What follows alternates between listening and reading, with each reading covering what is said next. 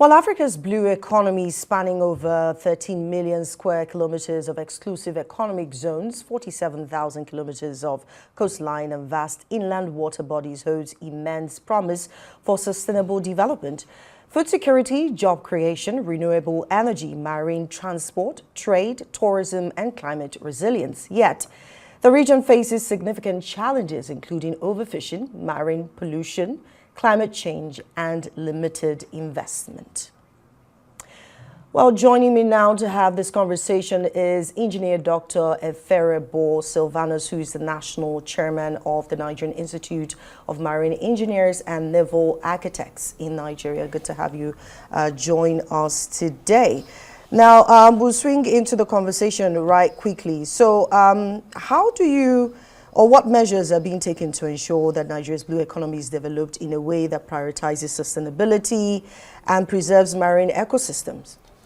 Thank you, Olije. I think for the blue economy, Nigeria, for now, we are at least leading compared to some other African countries, particularly with the President's creation of the Blue Economy Ministry.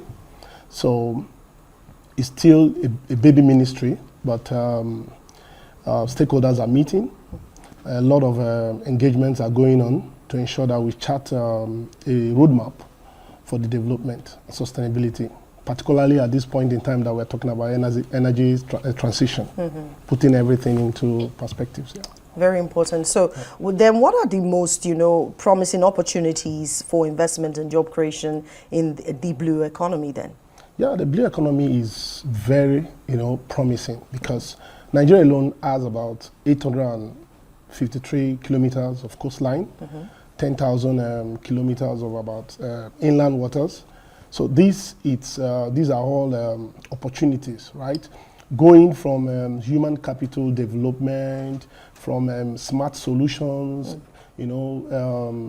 hospitalities, so there are a lot of vast opportunity. In fact, this industry alone has the potential of, making Nigeria to generate trillions of naira.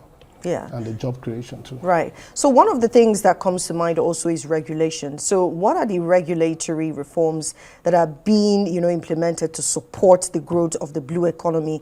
And how would they address, issues like overfishing, just like I, read earlier, and pollution? Yeah. Like you say, like one of the major challenge we have is unregulated, unreported fishing, right?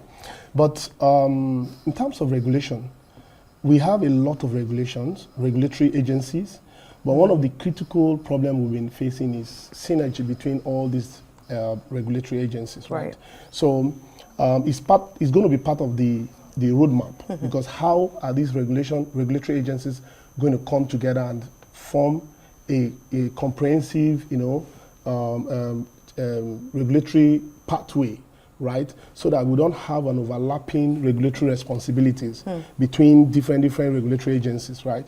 So there are still gaps, right? There are still gaps, but with the current leadership that we have in Koren, Nimasa, efforts are being made to synergize, including Nigerian content development, to synergize to see that we all speak the same language. So the concern is, because, if you've been to blue zones, blue economies like Zanzibar, you go to Tanzania, they're doing very well because there's a lot of tourism. And I like that, it's an industry where you can also harness a potential, in tourism. So it's more like a rob the other ministries. But then how will the government ensure that the blue economy is developed in a way that, benefits local communities, because you said some of those activities of overfishing, they are not, accounted for. And how would it promise, social inclusion? Yeah, like you've already said it in your word, that social inclusion. So it had to be a collaborative effort between the people, the government, the institutions,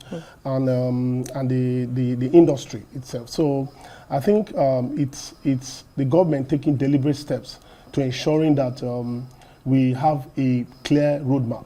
There are still a lot of gaps, we understand, but at least we are currently leading in Africa in terms of making sure that there's a deliberate effort to have a ministry that is dedicated for blue economy. So, and the leadership is also doing well to try to bring stakeholders together, consulting, and also seeing that even the current conference that will be going on in NSC is focused on blue economy. We are also having our conferences, is still focused on smart solution. Everything is geared towards blue. At the end of the day, all this will metamorphose into helping policy development, to help the sector. Right. It's a good thing that, it's mapped out, just like you're saying. But one thing about the blue economy is also issues with maritime security. So how would, that be handled, the issues of maritime security and prevent illegal activities, especially in Nigerian waters? Yeah, that's the key, because we need to develop our own solution. That's very key. Right. And it still boils down to developing local capacity. We are talking about times where, security challenges we now have to be proactive and ensure that we develop smart solutions for detecting threats and also ensuring that the waterways are free for trade. So because our Gulf is very key. The Gulf of Guinea is very key, not just for Nigeria, even to the West, to the Western world, because it's a major energy source. So it boils down to supporting local institutions. The government has to be very deliberate about it, supporting local institutions, developing human capital, which is the key. And I think if we do all that, and then funding research and development, we will not just be participating in the blue economy, but we can lead through R&D in the global scene. Right. Yeah. Looking forward to that and hoping that the ministry, the ministry stays strong, and see how you are the national chairman of the Nigerian Institute of Maritime Engineers and Naval Architects will be able to do your part, play your role, and see that we develop that sector. Thank you so much. He is Engineer Dr. Eferebo Sylvanus. We had to look at the Nigerian, blue economy.